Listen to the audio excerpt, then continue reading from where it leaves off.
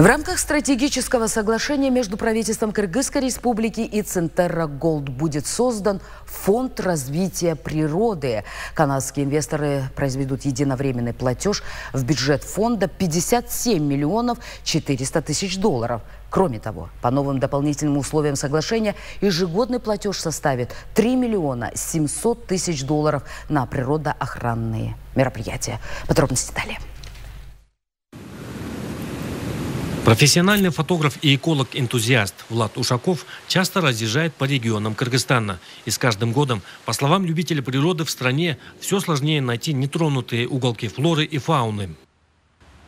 Могу сказать, что единственное место, где, например, можно поснимать архаров, диких животных, вот в таком количестве, как, скажем, на Кумторе, больше в стране нет нигде. Если на территории рудника все виды животных и пернатых чувствуют себя в безопасности, то в целом в Кыргызстане картина совсем другая. По данным Академии наук, площадь лесов в стране за последние 50 лет сократилась на 50%. На грани исчезновения более 90 видов животных и 60 видов растений. Природу, если не трогать, она сама восстанавливается, она сама развивается, живет по своим природным законам. Да? Там, где ступает нога человека, естественно, она ведет к деградации. Если неразумно, если вести. А у нас, к сожалению, сейчас в этом направлении очень много ведется вот такое неразумного использования всех вот этих вот экосистем.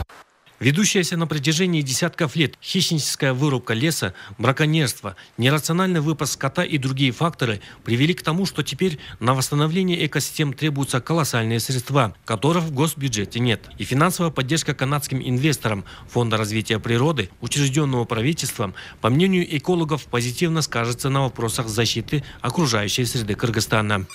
Платежи компании Центерра Голд в Фонд развития природы. Единовременный платеж 57 миллионов 400 тысяч долларов. Сумму ежегодных выплат по соглашению от 2017 года правительство в ходе последних переговоров увеличило на 1 миллион, доведя до 3 миллионов 700 тысяч долларов. То, что Кумтор будет перечислять миллионные средства на восстановление вот этих вот, скажем, природных экосистем, это, конечно, здорово. Вот, со стороны Кумторы это очень хороший шаг, это благородный шаг, скажем так.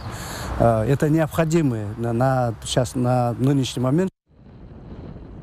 Поддержка экологического и природного благосостояния на всей территории Кыргызстана и есть одна из главных целей Фонда развития природы. В его задачи также входит природоохранных проектов, проведение работ по восстановлению нарушенных хозяйственной деятельностью природных объектов, увеличение площади лесов.